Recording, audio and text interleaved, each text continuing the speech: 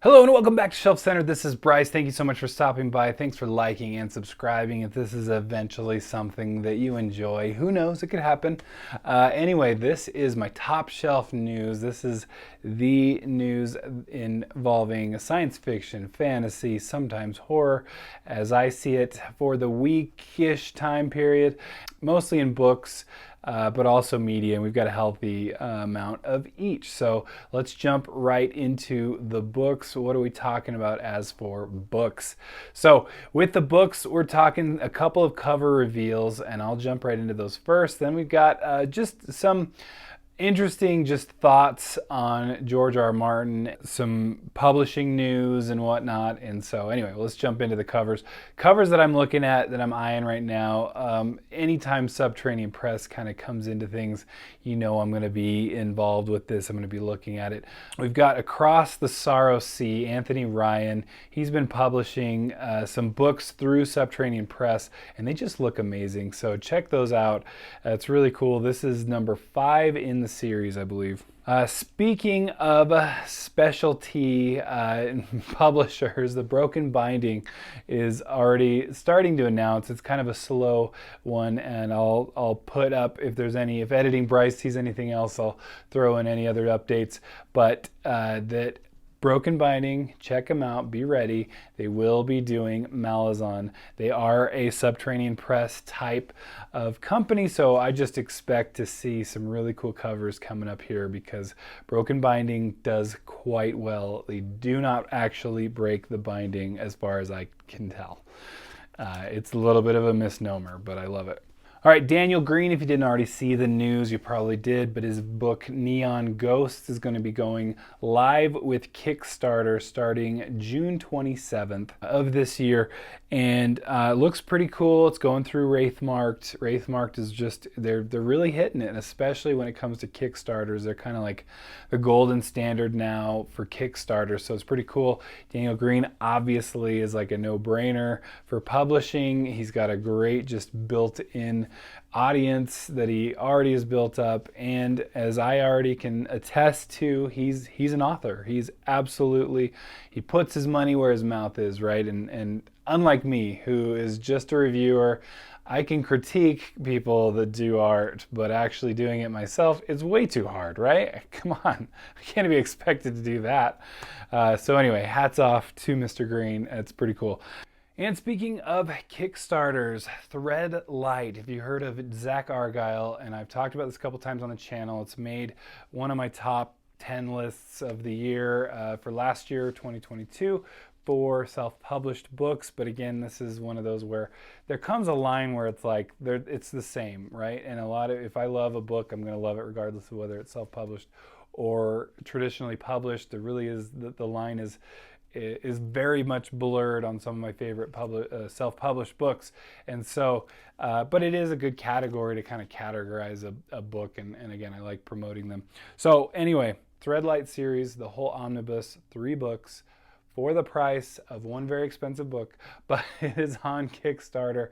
We're in the final days, and we're reaching a stretch goal that I would really like to reach. I'm in on it, and it's going to be great. I cannot wait to see this, but it keeps getting cooler and cooler. And now it's been announced that a slipcase is actually going to be for the offering, and anyway. So it's so cool. That's going to be it's the biggest stretch goal because it's nearing the 100,000 mark, and that's just insane. So it might even be by the time this posts. So that'd be awesome. And then in that regard, you can just disregard this. Just kidding. You should probably still get it because it's worth it. It's a great book, great series. So I love how well this is doing so far. Then in other publishing and cover news, we've got John Scalzi's got a new one. Starter Villain. It's interesting. I am curious. He's a fun author. It's usually fast-paced, really fun. Some ideas to think about, but nothing too crazy, nothing too hard sci-fi, but typically in the sci-fi realm. But I don't know what it has to do with cats, so we'll see. Then we've got The Silver Blood Promise by James Logan. James Logan, I wanted to specifically point out, used to run the blog Speculative Horizons, was just a classic blogger, an absolute need to follow. Great recommendations blogger back in the day, back when I was doing blogging. So you know it was a while ago, over 10 years ago. Always could be counted on for a really good opinion on books, and I always followed his blog just constantly. It was great to see his reviews out there. And you know what? And now he went into the publishing business, which I just think is so cool. I love, it's like dreams do come true, because I feel like deep down every blogger, like especially for reviews and whatnot, would love to be involved in publishing somehow, and he did it. So I love that, and now he's coming out with his own book, and I think it looks, first of all, the cover looks amazing. The cover is by Jeff Brown, and anyway, I just wanted to point that out. Just thought, man, what a legend. Still going strong. Not on his blog, but it was a great blog. I loved it, and I love just seeing him going. And so anyway, congrats and well played. Can't wait to read. We got an announcement made for the winner of the SPFBO. That would be the self-published blog off, essentially the winner of the best self-published book. That would be Small Miracles. And I can say check out all the finalists, because they are often pretty good. This is one of those awards or competitions, whatever you want to call it, that I just think does such a great job for self-publishing. I think it just brings to light so many good books. Again, it's a little subjective as to who actually wins. It's really, I always look at the finalists, and I've read a number of finalists, not necessarily just winners. The winners I've read, well, sort of Kaigen was one. Love that book, absolutely. Finally, there's been some news just keeping on the book topic. I watched some videos. I thought they made some good points, and because I follow, I don't know if you do, you probably do, George R. R. Martin's Not a blog, right? And he makes announcements, he lets you know about all of his TV projects. And also recently, frankly, I have to be honest, he's been doing a much better job of keeping people up to date on The Winds of Winter. For instance, is finishing up Song of Ice and Fire. And if you don't already know, he's supposed to be finishing 2 more books in that series. It has been ages since we last got a book. 5th book came out at the beginning of an 8-season television show, and the 6th book we're still waiting on, and it's been years since that 8 seasons were done. So that'll tell you a lot. But anyway, I thought some points that were raised were interesting enough to address. Essentially, the case has been made that George he's not finishing A Dream of Spring, right? That's the 7th book, planned 7th book. Of the 7-book series, he'll probably, I think very likely, finish, and that's the consensus, whatever consensus that I'm taking here, will finish Winds of Winter. He has announced that he's pretty much 2/3 done, 3/4 done, something like that. He's pretty far into it. George, at any moment, maybe he is, or maybe he starts over. You know, hopefully not at this point after this many years. But you never know with George. That's how he functions. I get it. It's, once you come up with a better idea, then you got to go rewrite and foreshadow and whatnot and start all over, especially when you write like him. He's a gardener. Anyway, but I just think it's interesting. I thought the points, again, that he made on his latest, one of the latest blogs about announcing A Knight of the Seven Kingdoms is getting its own adaptation. A Knight of the Seven Kingdoms is his novella series from Dunk and Egg's perspective. It's pre-Game of Thrones, not necessarily I don't think it's pre-House of the Dragon. I think that's even more pre. So anyway, essentially one of the comments made, which I thought was pretty telling here, where he was essentially like, look, I'm going to focus on Winds of Winter, then the next focus will be probably, I wanted to get a bunch more of these novellas out for the Dunk and Egg series. He was planning on it kind of to some degree anyway. I think the plan was to release some of those in between each publication of books, so I hope something's kind of at least in his head for those novellas. The problem is that he kind of is like, then my focus is going to be that or A Dream of Spring. And it's like, first of all, I know A Dream of Spring will not be a priority after he finishes Winds of Winter. I'm sure he will shelve that for, years.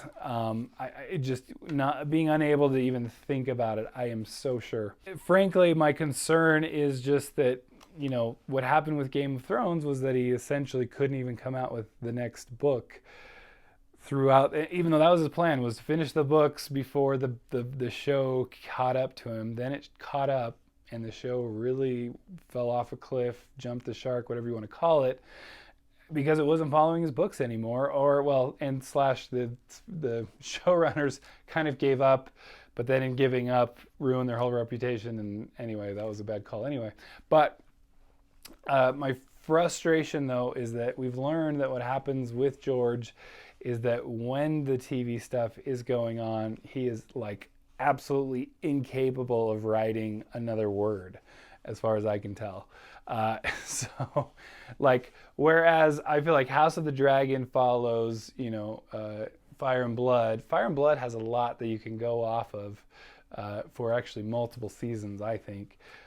He can write more of that. That was another one that's up there too, is writing the second Fire and Blood. And again, keeping up with these stupid, keeping up with the television shows seems to be his only goal, when it's like, dude, finish the main series. My gosh, just do it in a way that you like at least gives us some closure here. So it's a little frustrating to me just to see like that's his focus. He's getting up there in age, and I distinctly remember when Robert Jordan passed away, and it's a tragedy to this day, and everyone immediately looked at George and went, so who's gonna write the rest of your books? And it was offensive to him, and it was unfair to start throwing that at him. But it is kind of like, all right, when's there an ending to the series? I know there's the whole argument, and I would like to maybe do a dedicated video on, does an author owe you more books? I think if they've kind of promised that there's going to be an ending by starting the books, I think if you've literally promised an ending by talking about there being more sequels coming up. You've made some promises that it just seems at least somewhat morally ethical to keep. Now, is it the end of the world if somebody doesn't get to know the ending of a story the way that the author wants it? It's not the end of the world. Is there still some inherent promises in there? I think so. So anyway, take that for what you will. Anyway, that's my book news. And the biggest news in media in this sphere, Dune 2 got a trailer. You've already watched it, I know. It was great. There's not a whole ton to it, but it looks good. I love the thumper, the riding, the sandworm. The spoilers are clearly abounding, and I'm all for it though. Looks so great. It just, oh man, it's like, having reread the book in the last couple years, it's like, it's such a cool moment when all that happens. Just imagine just the how scary that would absolutely be. It would be terrifying. Anyway, just so cool. So I'm very excited. The first Dune was amazing. I am expecting no less for Dune 2. Then we got an announcement, The Hunger Games, The Ballad of Songbirds and Snakes, coming out in November 17th. I don't know if anyone cares about this.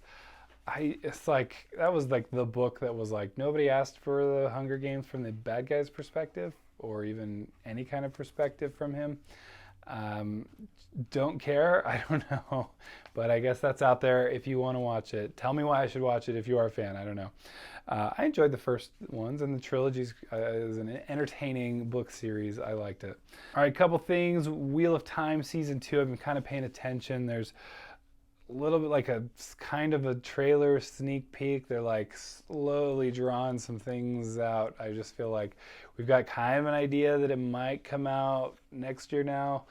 Lots of just vague news. I wish we could just get some actual real news with some real stuff going on. So hopefully Editing Bryce will know some more by tomorrow. Who knows? Twilight apparently is getting a TV series. I mean, it was super popular, so I mean the money follows for sure. is the popularity still there? I don't know. I guess I haven't paid attention to the book sales, so maybe, and I guess somebody's making that decision. I just can't imagine that it is. I mean, it was very popular for a while, but in the sense where it got like too popular to where people got over it, right? And then you just like never want to touch it again. Like those songs, like I'm gonna date myself, like Chumbawamba or something. Like it's, you know, when it gets that popular, then there comes a point where like we've heard it enough. All right. Right now it's becoming the Peaches song from Mario because my son falls asleep to that song on repeat. Don't ask me how he doesn't go crazy, but kudos to him. It is a funny song the first 12 times. Then I wanted to briefly talk about the writer's strike. Stranger Things, I thought that was a good announcement for the Duffer Brothers. Like, hey, you know, they were actually ready to go, ready to start filming, but kind of like, we're going to put that off. I think technically could, because I think like what's been written was already written before the writer's strike, but also acknowledging like on set, things are getting written constantly. You need writers. And so anyway, it's...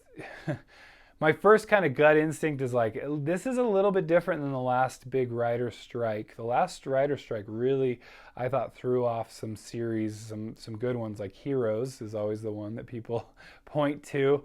And I've heard some counter to that like it was already kind of planned this way, but I feel like the writer strike still made it was still bad writing for the show and did not work for it, even if some of what they did was planned, but it really ruined the show, I think. Whereas now, I mean, you have, it's more typical to give larger breaks in between the seasons, right? And so, especially with streaming and binging and all that, I figure that actually kind of goes against writers, that like there's a little more time. You know, shows don't come out yearly anymore. Some do, but not all of them. You know, Ted Lasso took a couple extra years. That's a very popular show. Severance is the one I'm waiting for, and it's like that takes some time. So we're kind of in a new world where it's not going to affect them as much, but it's still going to affect your bottom line. Well, this is one of those that I don't like taking anything and going, I just support X always. Right? I like looking into it. I've tried to look into this. It does seem to make sense that writers of all people should get paid a lot for these things. Aren't they kind of the backbone of anything that happens in the movie business, in the TV business? I mean, they're kind of vital, kind of important. And what I read was in the last couple years, it used to be like a third of writers getting the kind of minimum pay, and now it's gone up to like a half. So it's just like, hey, let's just throw some writers on this and they'll get paid garbage. And my hope is that it comes to better written things, right? That pay them more, get better things, right? Let's hope that, you know, there's value in that. I've heard the argument that, hey, there's a bunch of garbage written stuff out there, which is true, but there's also some really well written stuff out here now. So I don't think you can just throw the baby out with the bathwater. I don't think you can say like, oh, you know, they caused their own problems. But again, there's lots of money to be made on a lot of things right now. And so I think it's fair to say that the writers should get a healthy amount. I kind of side with writers to, you know, I think it's clear with my channel and everything. I want them to do well. And I love like Kickstarter stuff, and that's going to help the writers a little more than just going with their publishers. But one of the things that's, you know, on the other end going, look, Disney just lost like, I think it was a couple million subscribers. Like, you know, because what happens is when you ask for more, economics undergrad, when you ask for more pay, then you lose jobs. I think over time, you really have kind of an evening out. So there really isn't, I think each side is not as extreme as either side says. You kind of end up having an evening out when you have minimums, just anytime you're looking long term. But again, I just think if we're kind of looking at this in a perspective of, I don't think writers specifically are going to affect inflation, for instance. And again, I think writers, let's get good writers. We want the best. That's really the focus here. Good actors can portray some things, but I mean, I love a good plot That's a lot of times. Obviously, we want the author or the actors to present things in a way that works and stuff. And obviously, you need all whole kinds of crew and directors and whatnot. But writers are the backbone, right? Anyway, it just seems to be like that makes sense. And if they're feeling, and just reading some of the statistics I've read, I could be wrong, but I'm happy to change my opinion. But right now, I think I support it. So as far as I can tell, but I don't like just jumping into anything, just immediately going, I am a guy that does this. I like to weigh each side, see what's best. This does seem like it was pretty warranted though. So anyway, that's the news for me for this week. Thank you so much for stopping by. Thanks for liking and subscribing, and we will catch you next time. Bye.